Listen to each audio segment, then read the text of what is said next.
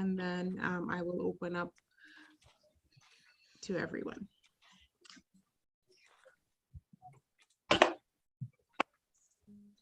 Okay, I'm ready.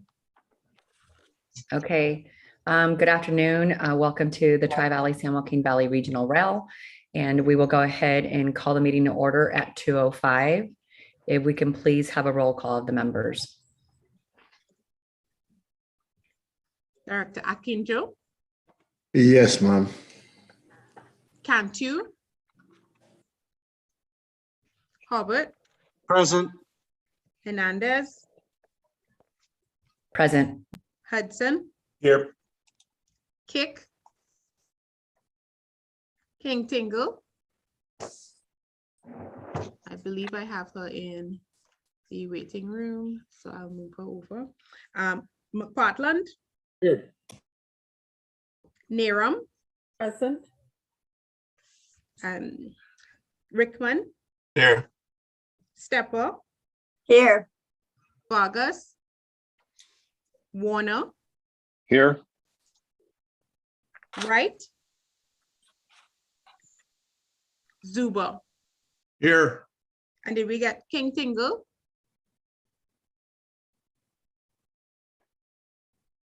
I see her here, but she has not accepted the promotion to panelist, but you have a quorum, Chair. Thank you. And then if we can please all together rise and say the Pledge of Allegiance. All together. I pledge of allegiance to the flag The flag of the United of States the States of America. and to the And to the republic republic which for is which it stands stands, one nation, one nation, under God, under God, indivisible, indivisible, with liberty. Liberty and liberty and justice for all. justice for all. It sounds much better in sync when we do it together. So we will go ahead and move to item number 3, which is our public comment. Members of the public may address the board on an issue not listed on the agenda that are within the purview of the authority. Comments and matters that are listed on the agenda may be made at the board. At this time, do we have any members of the public that would like to speak during public comment? Candace? I'm here, Brian. Candace? Sorry, I was muted. I have one member with a hand raised, Adrian Brandt. So I'm giving him permission to speak now. Thank you. Good afternoon, directors. I have sent I have sent the staff and a few of you an email just about an hour ago. And I didn't have all of your email addresses, so I hope that the staff will take the cue that the message is addressed to all of you and forward it to the entire board. But it goes into more detail about the concerns I raised at your last meeting about, I guess you're getting attached to hydrogen propulsion and hydrogen production. My concern is just that is possibly premature and possibly from a fiduciary point of view, probably not something that a struggling upstart transit agency as yourself ought to be saddling yourself with. And I know that if you do go that route and go into the energy storage business, which is what hydrogen is, by the way. Hydrogen is not an energy source. This is a common misconception. For those of you that are less technically inclined, hydrogen is merely, think of it as a battery. It is merely an inefficient way to store electrical energy. Okay, so that's what's going on. And for you to go into the business of producing green energy and then the whole storage infrastructure and all of its attendant unknowns and potential issues from life cycle costs and the maintenance of the entire plant and the distribution business such as you contemplate, I think is possibly ill-advised for an agency such as yourself, because running a new transit agency and getting it stable and doing all that is challenging enough. And so the details are in the email I sent you. Thank you. Thank you, Adrian. And moving along, do we have any other public comments, Candace? Yes, I do. Oh, it's actually Brittany. No, so I don't. I'm just bringing Brittany Kickover. That's the end of public comment. And I Thank have you. received nothing in writing from anyone as of yesterday. Candace, you have a hand raised. That's Adrian. He just spoke. So we will move on to item number 4, which is our consent calendar. And if we can please get a motion on the floor for the consent calendar. Move consent Hudson. Second, Stepper. Okay, it was moved by Hudson and it was seconded by Karen Stepper. May we get a roll call? Director Kindro, So moved. did we get? It's been Director moved already. Cantu? No. Dr. Hobart, Aye. Hernandez, Aye. Hudson, Yes. Kick,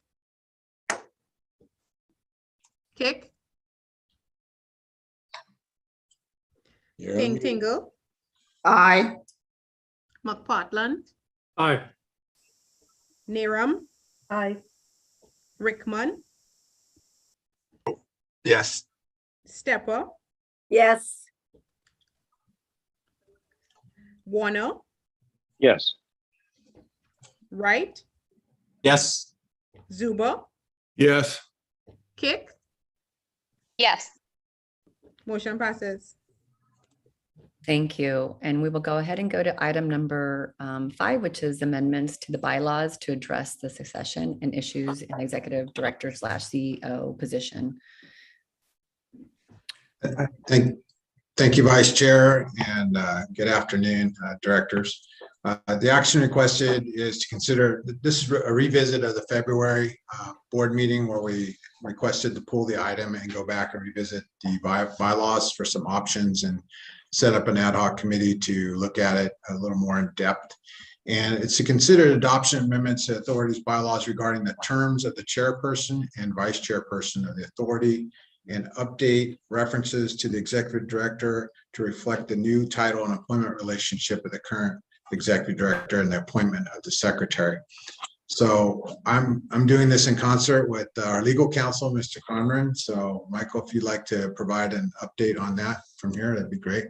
Sure would. So in February, when we elected Chair Vargas for a 1-year term, we indicated we'd come back with amendments to the bylaws. So what we're doing is, one, just noting the 1-year term for Chair Vargas, and actually that is very useful because by moving our board election, we're going to stay with 2-year terms for the chair. By moving it to the January after local elections, which occur in even years, we're going to greatly reduce the chances that a sitting chair, vice chairperson would be termed out or God forbid, defeated for election. So this does that. We looked at ways to deal with situations where the vice chairperson did succeed, decided to simply allow that person to fill that role and then be eligible for election with the regional transfer of power at the next election. But we're going to reduce we're going to take away the prospect of a second 2-year term for the chair. And that way we ensure that there's a regular rotation of the chair position between the 2 regions. So those were the key ones. We did with Kevin's hiring by the authority and the change of his title to executive director CEO.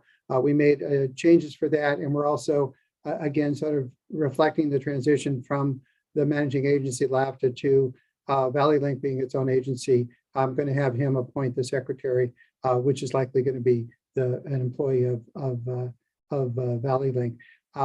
So with that, this is a change to the bylaws. It does require a 2/3 vote, which for a 15-member board is 10 members. So happy to answer any questions, or I'm sure the chair would entertain a motion. Any questions from the board? Not seeing any questions. Do we have any public comment? We do not have any members of the public with a hand raised. Okay, I'll bring it back to the board. Any deliberation? I'll move it. Zuber will second. May we please have a roll call? Kinjo, Yes, ma'am. Hubbard, Aye. Hernandez, Aye. Hudson, Yes. Kick, Aye. King Tingle, Aye. McPartland, Aye. Narum, Aye. Rickman. Rickman. Step Yep. up. Can you hear me? Aye. Okay. Aye. Warner, Yes. Wright, Yes. Zuber. Yes. Okay, motion passes unanimously. Thank you. And just, I appreciate the board approving that. And we did have a small group that met together, and we felt that this was the best way to move forward with regards to addressing the bylaws. So item number 6, approval resolution of the R10 2022 and R11 2022 adoption of the ICMA RC standard retirement plan. And I'm assuming we're going to have staff on this. Thanks, Vice Chair. Yeah, so over the course of last year, the authority has hired a number of employees, myself being first, I believe, full-time employee, and then afterwards more. And in doing so, we had to establish the retirement plans, which the board approved as part of each one of those employment agreements. And we've been working, Candace has been working really hard to look for a service provider for these plans. And the one that was originally intended to go with didn't quite work out. And this is why we're coming to the board now at this point in time versus last year, because we thought that we had the service provider selected. So in working with the new service provider, Mission Square Retirement, that seems to be or is the service provider that best suits, we feel best would like to recommend to best suit the agency and the employees for the retirement plan. And the recommendation is to request to approve the attached resolutions for that. And I also have, we also have Edward Bernard from Legal Counsel here to answer any specific questions about the retirement plan. Any questions from the board with regards to the retirement plan? Not seeing any questions. Candace, do we have any members of the public? No, I do not. Bringing it back to the board, one last chance. Any questions or any? Doesn't seem like we have any questions. There is a question. Mr. Akinjo. Yes. What's the difference between this plan, this agency, and the previous one? And how did we measure that this is the appropriate agency to handle the retirement plan? So I think I can take that, Edward. There was no plan in place previously because the authority didn't have any full-time employees. So as part of the employment agreements going back to, I believe, last June, when the board started approving me as first employee, and then the other employees that have come have all included that in the employment agreement. So this is the first time a retirement plan has been set up for the employees. Well, Madam Chair, if I may rephrase my question, will this be going forward for all the employees of ValleyLink? Or this is just individual things that we hire? Once we make any hiring, do we have to change? Yeah. So we're maintaining a consistent retirement plan for all employees starting with me and moving forward. So there should not be any additional changes to this plan that I'm aware of. And Edward, if I've misstated that, can you please correct me?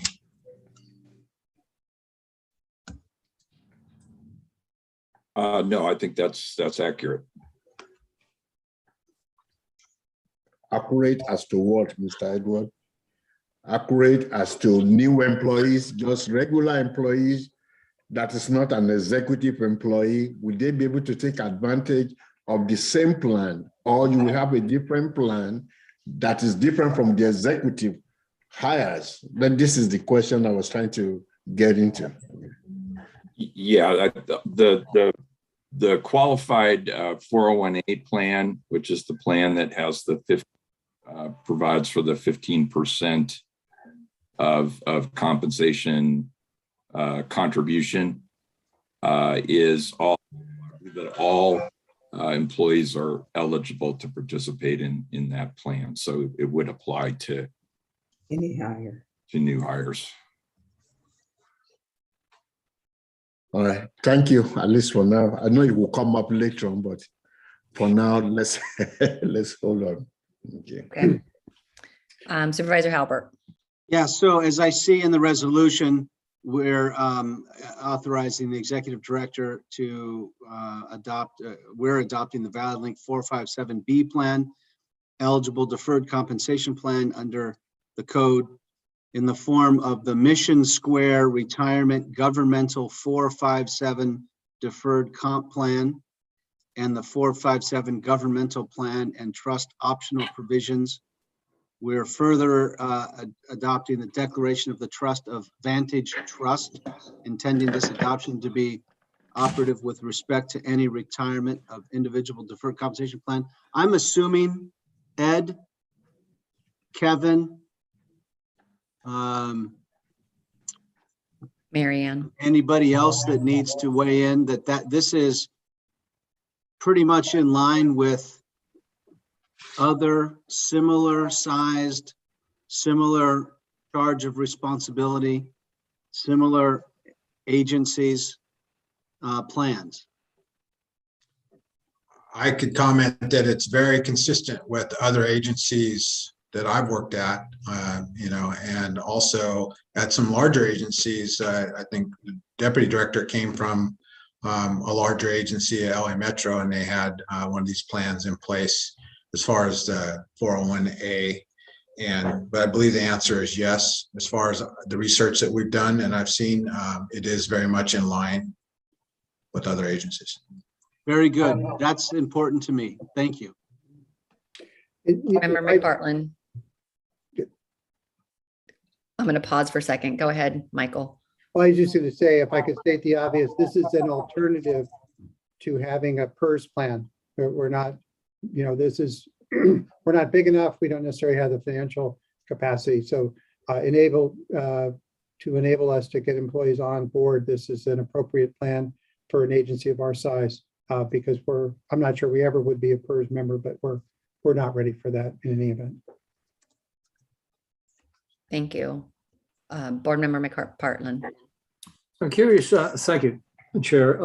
I'm curious as to how long it takes for employees to become vested in the retirement program, because as I glance through this, I don't see that kind of information available. The plans currently provide for their 100% immediate vesting. Wow. Okay. It's tied to the amount of their contribution though, right? I mean, they're vested into the funds that are being deposited. Right. Okay. Other programs that I've been involved in, I was a BART employee, and they've changed that from the standpoint of how long it takes for somebody to become vested. So I'm surprised that people would be vested immediately in that program. Any comment? Staff? Thank you, Director. From my perspective, when I've been in PERS, there definitely was a vestment procedure. And I have had other 401s where there has been a vestment where it's went up by a percentage basis by the number of years that have been worked. I think in the case of us being a smaller agency at our level, that the thought was to just it's all based on our own contribution or the staff's contribution, and there wasn't a vestment period identified. But for other retirement systems, I definitely understand what you're saying as far as having a vestment period. Actually, maybe I'm not either. I'm not understanding you, or you're not understanding me. There's usually a period that you have to work X number of years, 2 years, 5 years, or whatever the case may be. And in part, that's recently been changed where people couldn't be vested within a 5-year period. And it took that long for people to become vested. Now it's even longer. So we're saying that we're vested and we can end up getting whatever proportion of retirement that we contribute into that from day one. That's kind of surprising. And when you say it's similar to other programs, I find that also surprising, if not somewhat skeptical of that statement. Okay. Could I say something? Yes, but we were finishing with John McPartland's comments. So I'm Those- not sure if those are Kevin the wants. first My comments, and I'm hoping we have some feedback. So that's all I have. So Kevin, do you want to answer McPartland's? I think I'll defer to, yes, Vice Chair, I'll defer to Ed, since he worked on the retirement plan as far as that's from legal counsel's point of view. If I could, I mean, I think I can help here. Kevin or Ed, we're going to go ahead and then we'll go with Mayor Warner. Okay, should I speak or are we, do you want to? If you can please answer McPartland's comments / questions, that would be great. And I know that Mayor Warner wants to add. Yeah. So of course, vesting is a design. So in any of these types of retirement plans, vesting is a design choice. And part of this, my understanding is that you have that this particular design is based in part on the contracts or employment agreements you have with staff, your current staff members. And my understanding is that that's that this 100% vesting is consistent with those employment agreements. So that would be really, I think, and again, I don't know the full backstory or history of the negotiation of those contracts, but if those contracts provide for the vesting of those, and these are employer contributions, and they provide for the full vesting, that would be the basis of that design in this plan, at least initially. And I would just note that this is quite different from PERS in that, I mean, the contribution is being made from funds basically as part of the compensation of the individual employee. The agency itself is not making its own contribution, and there's no guarantee as there is with the PERS retirement that there's going to be a certain amount of money available with the defined benefit plan. This is basically sort of the, correct me if I'm wrong, the equivalent of kind of paying into Social Security and also paying into a 401k. And so that money is in your money in your account. There's not a larger agency financial obligation. And so vesting, I mean, this money is really the money directed to those individual employees and not into some larger plan like a PERS account that's being held and has to be supplemented. So it's a quite a different process. That's correct. Yes. I mean, it is. Yes, it is. It is. Authority contributions going into the plan, the 15%. It's not, salary reduction, but that's absolutely correct, Mike. That this isn't a defined benefit plan. Yeah. There's the obligation is limited to the contributions, and the contributions go into an account. Employees direct the investment of their accounts, and they'll earn whatever the market bears for the particular investment elections they've made. There is no guaranteed amount of benefit for life or anything like that. It's just an individual account, investment account. That's absolutely correct. There's no like ongoing funding obligation. Thank you for clarifying. So McPartland, did we answer or clarify all your questions? And Not, so I can move forward? not completely. The comment basically was, how long does it take to get vested? If you end up putting money into an account, as employees would for in retirement, and if you have an investment period that's going to end up being 2 years, 5 years, and for me, it was 5 years, and it's more than that now. If I were to leave anytime prior to that 5 years, I would not have any retirement at all. They just simply give me all my money back. And I wouldn't have accrued any opportunity to collect retirement beyond that point. That's the overall question. If I just can add one little bit of clarification, that Director, the employee contracts that are approved by the board were only 2 years to 3 years. So having even if they were by design, included some sort of investment step, like 40% for 2 years, 50% for 3 years, 80% for 4, 100% for 5. All of our contracts are only 2 years and subject to renegotiation and being redone or extending the term of those contracts. So we don't have any employee contracts that fit within that 5-year period at all. Then you answer my question succinctly. Thank you very much. It's a moot point in this case. Thank you. I appreciate it. Yes, sir. Yes, sir. Appreciate adding the details so I could understand it. Thank you. Director Mayor Warner. Yeah, I was just going to point out I was trying to get there quicker. There's a big difference between defined benefit and defined contribution plan. And I think typically the vesting and everything is with defined benefit. What we're talking about here, I believe, is defined contribution. Isn't that correct? And in private industry and lots of other places, over the years, people have moved from defined benefit to defined contribution.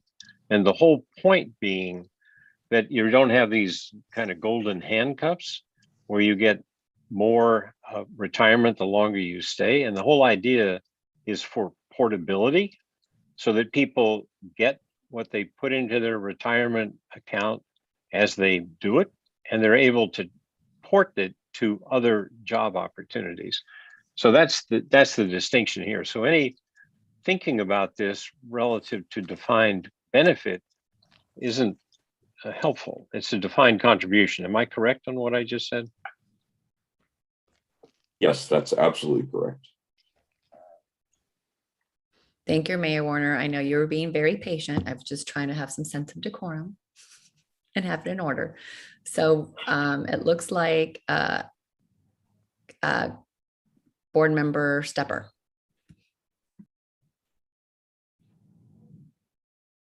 You're muted.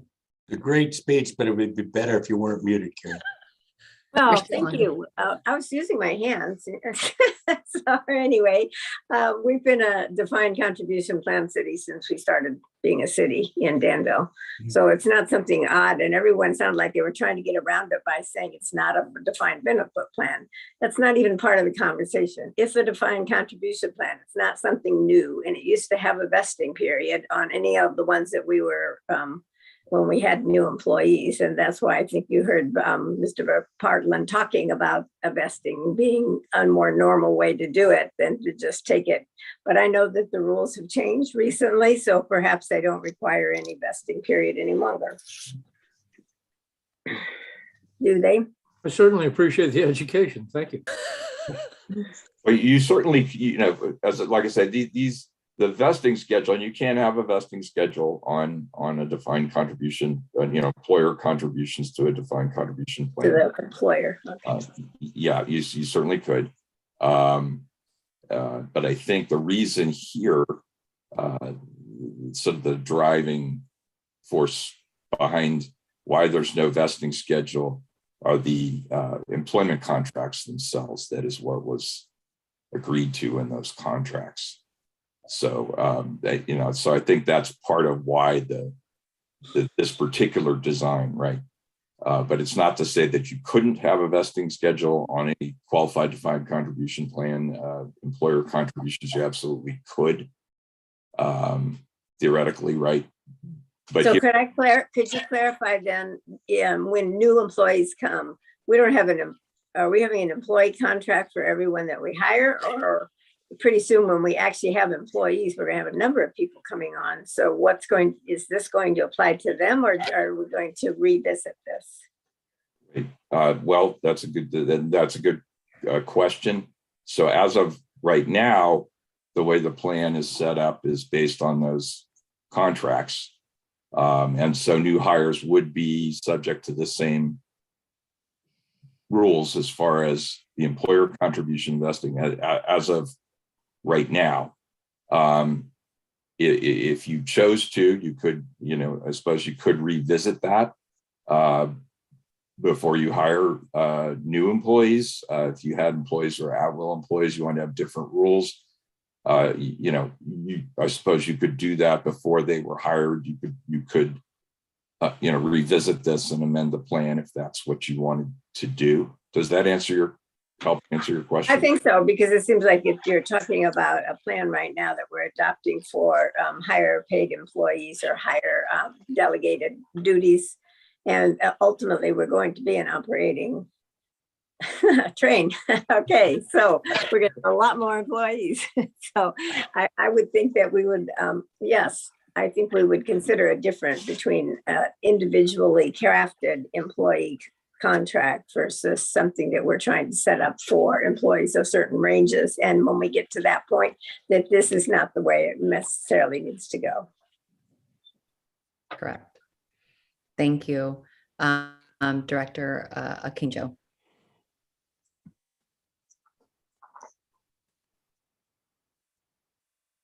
Thank you, Director Stepper. This is exactly what I was saying when I was asking that question, and it was like something out of the ordinary. You cannot recruit or keep employees with the way the contract is written right now. If you don't have anything as we expand, or 10 years from now, like BART was in existence, how will you keep the employees when what you put in is what you get back? So it has to be revisited. There's no question about it. It has to be revisited as ValleyLink gets the expansion that is required to maintain this system. So that is exactly what I wanted to hear, that this is based on contractual aspect of this immediate situation that we have. As we have more employees, and to keep those employees, we need to come up with something better than just 2 years that we have to renegotiate the contract and get what you put in is what you get out. Thank you. Director Tingle. Yes, I just want to say that I can concur with what Director Akinjo is saying, that this plan here seems more like for the contract or shorter term employees, but it should be revisited when we have long-term employees going forward. This seemed like this would have to be revisited. And it is not really true that this is the plan that we'll be using into perpetuity, because it's just not. We're dealing, to me now, with this more contract, shorter term, to say 2 to 5 years versus long term. So I think that this board would be seeing this again. Correct. Director Mayor Warner. Oh, I just I agree with the last couple of comments. And the other thing for us, I think, to keep in mind is that right now this is a startup, and it's not some existing organization with long-term viability necessarily. And so I think we don't want a vesting period, et cetera, now, because people who are coming to join us are frankly taking a risk, right? But once the agency becomes established, then I agree we're going to have to rethink. But in order to be competitive now, I would also suggest that we need to be able to have shorter term thinking here. And we need to let people who come to join us take away, if they need to, whatever retirement they accrue. And we're going to bring it back to our executive director, Kevin Sheridan.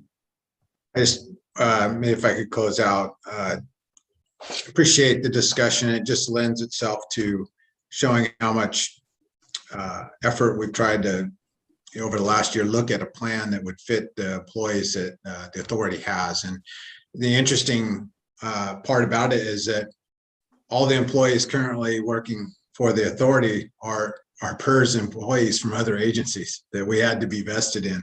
So we have been through that process, and I just really appreciate all the discussion on it. And absolutely, at some point in time when the agency is larger and we establish more operators and more employees, we will have to revisit that. But right now, this plan best fits the employees that you have here working now, I think, and it allows us the flexibility that's been pointed out by a few of the directors here as well.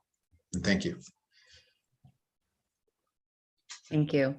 And I also just want to make sure that as the board, we need to be able to keep in mind that some of these individuals that came over from another agency already with their retirement and with their salary and so on. So I think it's important for us to keep that in mind. And yes, of course, anything that as we expand and start getting things more going in Valley Link, that we would definitely go back and revisit this particular item. And it looks like, Michael, you have another comment.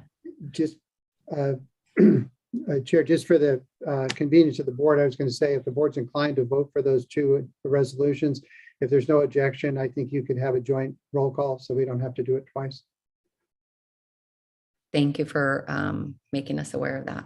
So it looks like Hudson has some comments. Or Hudson has a motion to approve resolution R10 2022 and R11 2022 adopting ICMA-RC standard retirement plan documents for the 401A and the 457. Unless you're going to do a public comment, I'll still make the motion anyway. I knew you were going to make the motion anyways, but I will ask if there's, I did ask for public comment already, correct? Yes, you did. Okay, thank you. I just wanted to make sure. Right second. And it looks like Dan Wright jumped on the second. So we can please get a roll call for both items.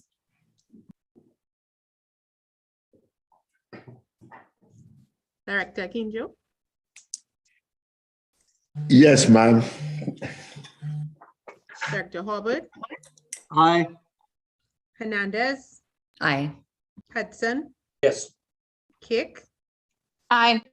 King Tingle? Aye. McPartland? Aye. Neeram? Aye. Rickman? Yes. Stepper? Warner? Yes. Wright? Yes. Zuber? Yes. Stepper? Did we lose She's count? saying yes, I can read her lips. Okay, there we go. Thank you. Yes. Motion passes. Thank you. And item number 7 is our executive director's report. So Kevin Sheridan, you're on. Thank you very much. And exciting topics to discuss over this last month. A number of major funding related activities and discussions that we've had, and staff, and including members of this board. And last week, for instance, Chair Vargas and I met with the Deputy Cabinet Secretary for the Governor to talk about the project, who is very interested in it, as well as in Sacramento. And we went over to Senator Eggman's office to meet with her Chief of Staff to also answer more questions related to funding and the project. And then on March 23rd, MTC, there was a project list on MTC's action on federal transportation infrastructure bill project priorities. And they approved it unanimously, the regional grant strategy for the major competitive transportation funding programs under the federal bipartisan infrastructure law or bill. But it took a lot of effort on many different people, starting with the leadership of Alameda County District 4 Supervisor Nate Miley, who helped lead the discussion to ensure that Valley Link was part of the regional project priorities list for the capital investment grants program and Valley Link rail project into a formal project delivery process, which staff is working on. And it helps, doing so helped identify Valley Link as a regional priority for this program. And there was lots of testimony given, including by directors Hudson, Haber, and Vice Chair, all did a great job of speaking towards the significance of the project and supporting the project in the region. We had letters of support for Congressman Swalwell and the San Joaquin Council of Governments.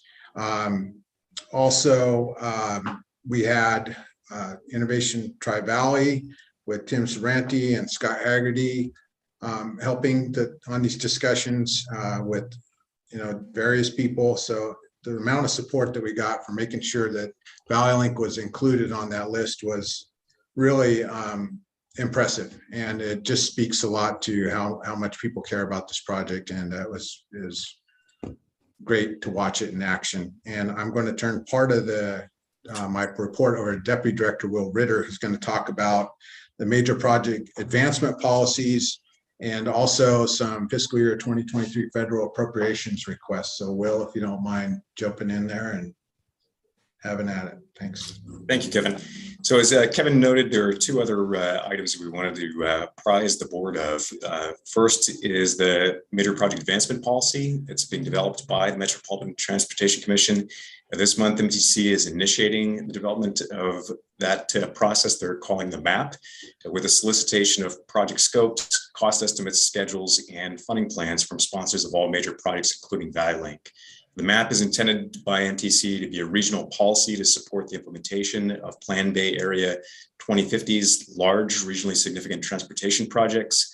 The policy seeks to establish a framework for regional coordination on federal, state, and regional discretionary funding requests and develop MTC's role in risk management and ensuring consistency with regional policies, including their transit-oriented communities policy.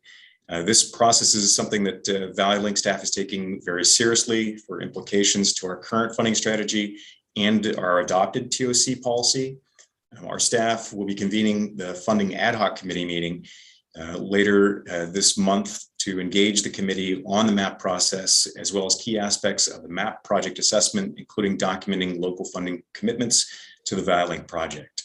MTC is targeted to present MAP recommendations to their full commission this July. The next item is regarding fiscal year 2023 federal appropriations requests. Last week, staff submitted requests for fiscal year 23 congressionally directed funding through Senator Feinstein's and Senator Padilla's office, and will be submitting the same project as a FY23 community project funding request through Representative Harder's office at the end of this week. These requests specifically seek funding for the construction of the first phase of the new hydrogen fuel production facility at the Valley Link Operations and Maintenance Facility in the city of Tracy. As we've discussed previously, this first phase of the ultimate hydrogen production facility will provide a source of green hydrogen for local transit buses to be produced with renewable energy and then scaled up to support the hydrogen fuel needs of the Valley Link Rail project upon entering for service operation in 2028. Staff is also coordinating with the consultants under contract in the cities of Dublin, Pleasanton, and Livermore to submit community project funding requests through Representative Swalwell's office for sustainability blueprint planning at the Isabel and South Front stations in the city of Livermore. I'm happy to answer any questions on those items. I will bring it over to Board Director Mayor Hudson. Yeah, Will, you talk faster than me. I wanted to stop you, but I don't dare do that. What has me concerned, we're discussing the hydrogen processing plant, and the next thing that I can see that going west, but I've never really gotten a clear handle on what we are looking at or where we are in the planning or design of the initial stop of what it would look like. For example, if it were BART, it's the East Dublin BART station. What does the first stop in Lathrop look like, or do we have land? We always talk like we have something And you kind of touched on it and then went, is there any way, or is that going to be at that meeting you discussed is coming up for the mapping? Will we have any chance to look at that, or how far along we are at doing that first station? That first station is extremely important. And I would say that there's two different ad hoc committee conversations that are being planned.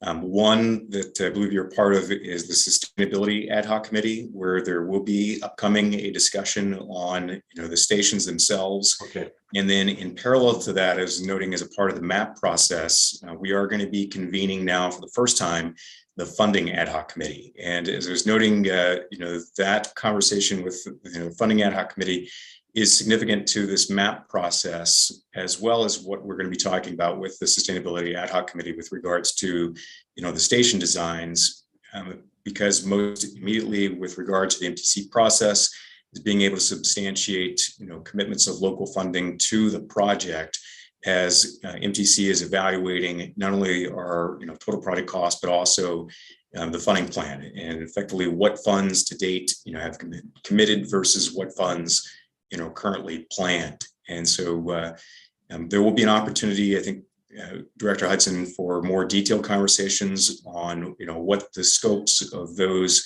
initial stations as a part of the initial operating segment are envisioned to be from, both kind of a core ValleyLink project standpoint, as well as kind of the coordination and partnership with the local agencies for some of the broader concepts of, station area planning and design. Well, let me add this for overkill, because I think this is like the 5th time I've made this statement. But every once in a while, you hear something that just sort of sticks with you and you don't forget it. And for me, it was at the APTA conference at a panel with Pete Buttigieg. And when he spoke to the importance to him personally of rail to airports, a big light switch went off. So I don't care if you're 5 miles away from Stockton Airport, we're close, if you get my meaning. Thank you. Paula King-Joe. Thank you, Director Hudson, for hammering on this issue.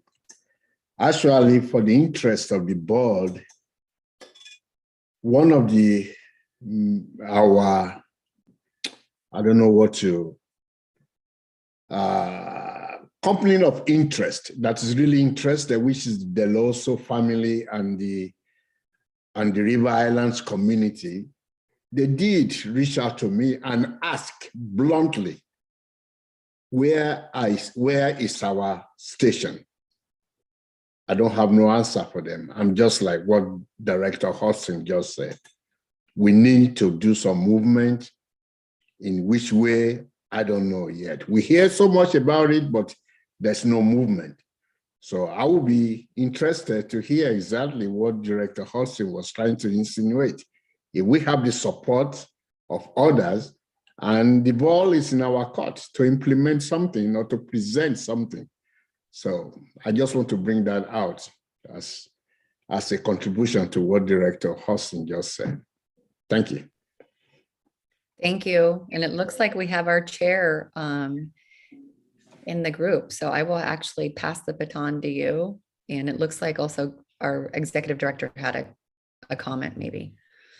I have to say before you take it, most impressive pass over of very well done, Melissa. Oh, thank you. Did I pass the test? You dumped that quick. It's awesome. Thank you, Vice Chair. And I apologize for being delayed in another meeting, actually, about ValleyLink with the City of Mountain House. More to come. We will update the group shortly on stations and things like that. They're coming. I see there's a lot of interest. Could I ask in which item are we? Adjourn. Number 7. We made this easy for you. We may just want to ask for public comment very quickly, and then just move it on to our director's discussion, which is item 8. Perfect. So we'll go to public comments. I don't have anyone with a hand raised right now. Perfect. Then we'll bring it back to our director's discussion. And I see no one. So we'll go to item number 9, which is adjourn for closed session. And we will go to a closed session and come back to close the meeting. Thank you, everybody. Does everybody have the link, I hope? Yes, does everybody have the link that I emailed? Yes. Wonderful. Okay. Thank you all.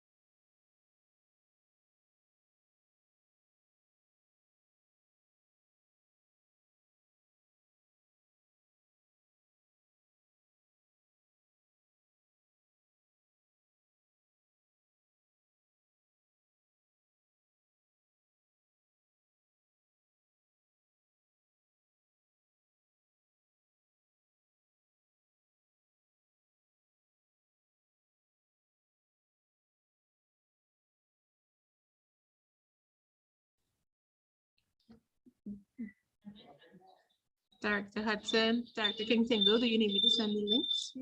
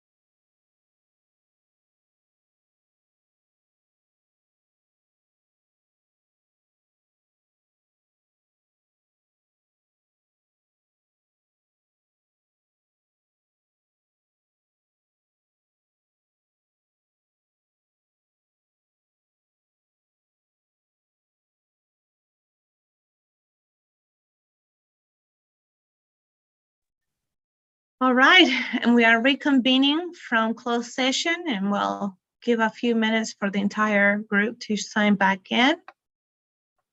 And here's our attorney. Michael, you have the floor.